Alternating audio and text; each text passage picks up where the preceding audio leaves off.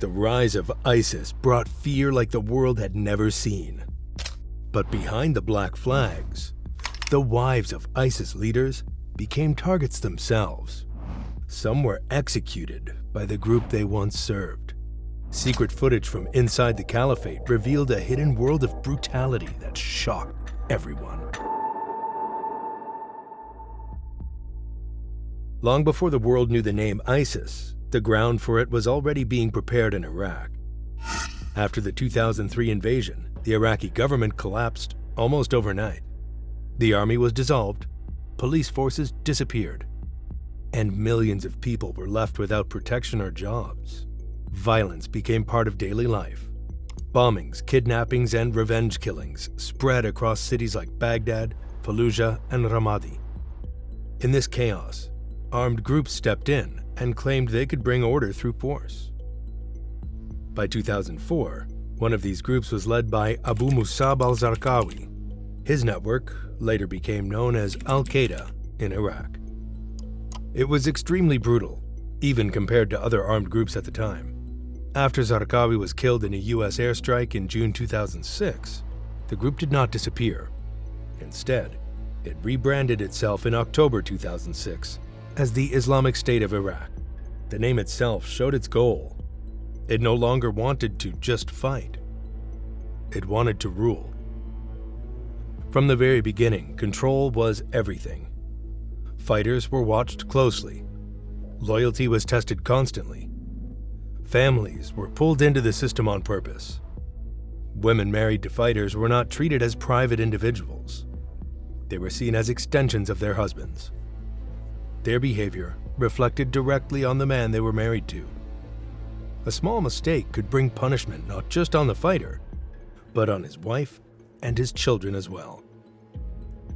This early system shaped everything that came later in April 2010, when Abu Bakr al-Baghdadi took control of the group after the deaths of earlier leaders. At the time, the group was weakened by raids and arrests, but Baghdadi rebuilt it quietly. He avoided attention and focused on loyalty. He believed the biggest danger was not enemies outside, but betrayal from within. Because of this, punishment became stricter, and trust almost disappeared. Fighters were tested constantly, and even small mistakes could lead to severe consequences. As Baghdadi strengthened his grip, the fear did not stop with the fighters. It entered their homes. Wives of commanders were watched closely because they lived closest to sensitive information. They knew where people moved, where money was hidden, and who visited safe houses. For this reason, they were never left alone. Families were moved from place to place without warning. Phones were taken away or checked. Letters and messages were controlled. Neighbors were quietly pushed to report anything unusual, even inside the home.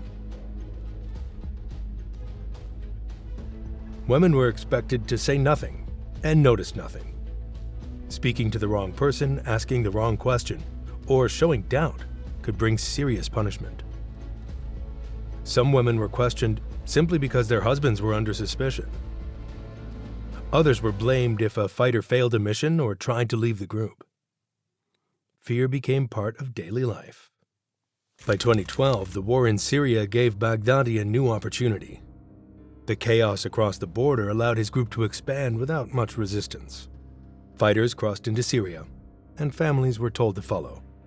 Many women were promised safety, religious purpose, and a better life.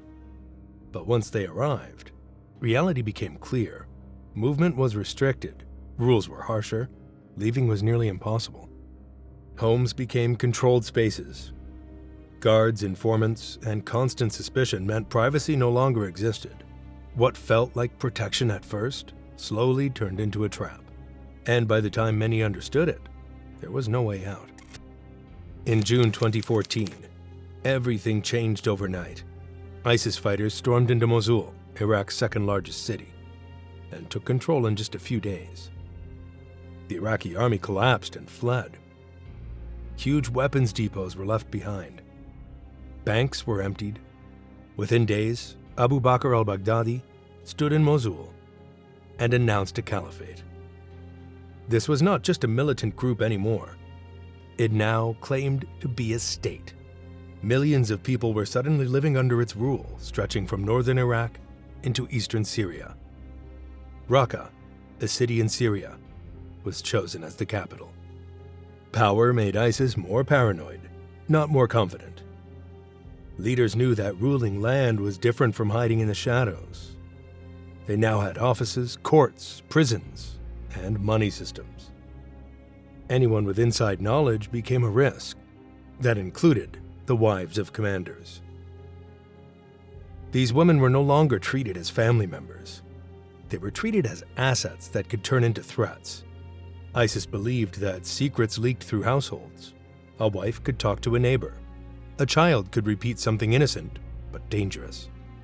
Because of this fear, normal family life disappeared. To tighten control, ISIS expanded its internal security branch, known as the Amniyat. This group acted like secret police.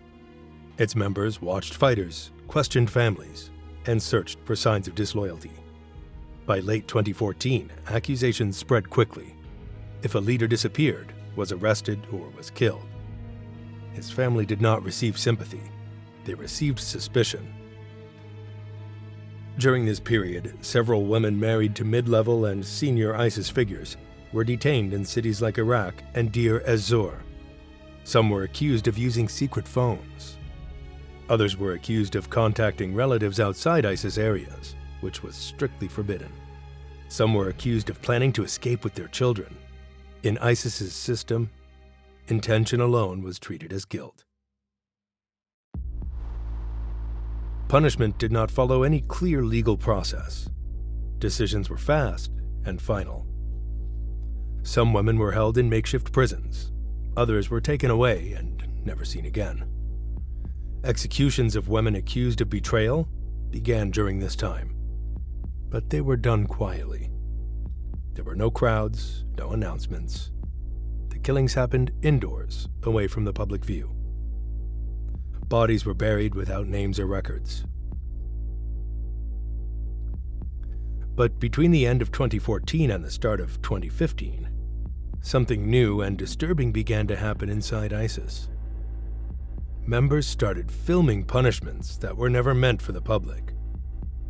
These recordings were not like the videos ISIS released online to scare the world.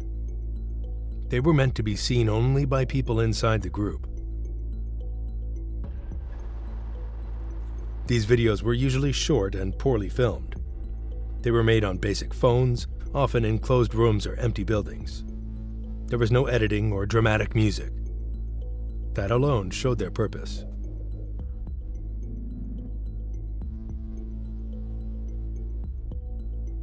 They were not propaganda, but proof that punishment had been carried out. Years later, after ISIS lost territory, Iraqi intelligence forces and investigative journalists began recovering phones, hard drives, and memory cards from abandoned safe houses. Some of these devices contained short video clips that had never been shared publicly before. Analysts examined the files closely. The dates, file information, and locations placed several of these recordings between late 2014 and early 2015.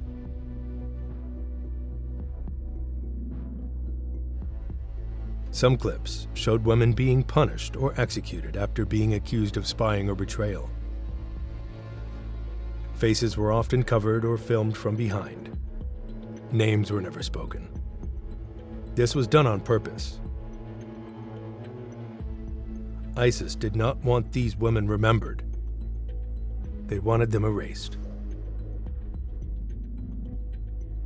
Investigators later confirmed that several of these women were wives of ISIS commanders who had defected, been captured, or were suspected of passing information. In ISIS thinking, a wife was a risk, even if she had done nothing. Killing her was seen as a way to close a loose end. As these clips slowly leaked years later, confusion followed. Many videos began circulating online with false labels. Some were from other conflicts, some were edited or completely fake. This made it easy to dismiss everything as a rumor, but specialists were able to confirm that a small number of recordings were real and matched known ISIS locations and timelines. Taken together, these verified clips showed that ISIS was killing from the inside long before it began to collapse by the start of 2015. By then, ISIS was being pushed back. The long battle for the Syrian town of Kobani ended in failure for ISIS in January 2015. This was a shock. For the first time, the group lost a major fight in full view of the world. At the same time, airstrikes by the United States and its allies increased across Syria and Iraq. Weapons depots were destroyed. Leaders were killed from the air. Communication became risky. Trust began to break down. Inside ISIS, doubt spread fast. Foreign fighters, especially those from Europe and North Africa, started questioning the leadership. Some tried to move to safer areas. Others secretly planned to leave. This terrified ISIS commanders. They believed defections could expose routes, finances, and hiding places. The response was harsh and immediate. Instead of focusing only on the battlefield, ISIS turned inward. Suspicion became part of daily life. Meetings were watched. Conversations were reported. Families were pulled into investigations. Wives of foreign commanders were seen as especially dangerous. Many spoke multiple languages. Many had relatives outside ISIS territory. Some had lived normal lives before joining and still remembered them. In early 2015, several women married to foreign ISIS commanders were detained in Raqqa. Their husbands were accused of planning to flee or of losing faith in the group. Some were arrested. Others disappeared. Their wives were taken for questioning, sometimes in the middle of the night, sometimes in front of their children. Detention did not require proof. Accusation was enough. ISIS held what it called internal trials, but they were not real courts. There were no lawyers, no defense. Decisions were made quickly by security officials. Once a verdict was reached, there was no appeal. Punishment followed immediately. Later testimonies from defectors confirmed that at least 3 women were executed during this period after being accused of helping their husbands or knowing about escape plans. Their names were never recorded. Their families were never informed. ISIS did not want stories that could cause sympathy or doubt. As airstrikes intensified, many senior ISIS figures were killed across Syria and Iraq. These deaths created a new problem for the group. Widows of commanders were left behind, and ISIS leadership saw them as unfinished business. These women knew too much. Quietly, a new rule took shape. Widows were not allowed to return to their home countries. They were not allowed to leave ISIS territory. In many cases, they were told they would be reassigned in marriage to another fighter or commander. This was not presented as a choice. It was an order. For many women, this was the moment they understood there was no future. Their husbands were dead, but their punishment continued.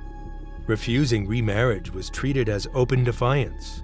In ISIS thinking, obedience was not just expected in life, but demanded even after loss. Grief was not allowed. Independence was seen as a threat. In the middle of 2015, one such case shocked even some ISIS members. A widow, known later only by a kunya, refused to marry another fighter after her husband, a commander, was killed in Syria. She did not try to escape. She did not speak publicly. She simply said no. That refusal was enough. She was accused of rebellion and executed. Her death was not announced. Her name was erased.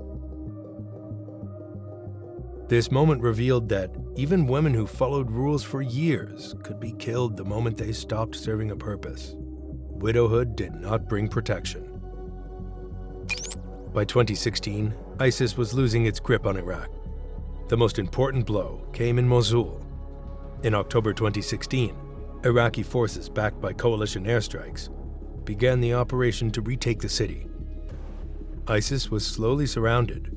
Roads were cut, food became scarce. Electricity failed. The city turned into a cage. Fear inside ISIS leadership reached a breaking point. Commanders no longer trusted each other. Every airstrike raised questions about leaks. Every loss was blamed on betrayal. Leaders accused rivals of passing information to the enemy. The idea that someone inside Mosul was helping outside forces became an obsession.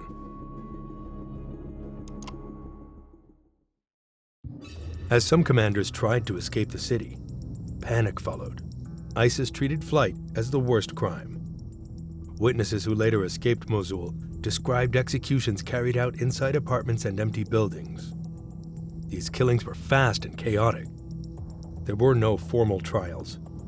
Women linked to fleeing commanders were taken away and killed quietly. Some executions were recorded briefly on phones. By this stage, ISIS was no longer acting like an organized state. It was reacting out of fear. The system it had built turned against itself. The same rules that once enforced loyalty now fueled destruction. Families who had lived under strict control were suddenly marked for death. The wives of commanders became victims of this collapse. They were not targeted because of the actions they took, but because of who they were connected to. As the siege tightened and escape routes closed, survival became nearly impossible. In 2017, ISIS lost everything it had claimed. Mosul fell in July after months of brutal fighting. Raqqa fell in October after a long siege by Kurdish-led forces backed by airstrikes. The so-called caliphate was finished. The cities that once symbolized ISIS's power were in ruins. Fighters were dead, captured or fleeing. Families were left scattered across deserts, checkpoints, and broken towns. As ISIS collapsed, the wives of leaders and commanders tried to survive. Some fled with their children, walking for days without food or water. Many were caught by Kurdish forces in northern Syria. Others were arrested by Iraqi troops while trying to blend in with civilians. Some were stopped at makeshift checkpoints. Others were found hiding in abandoned buildings.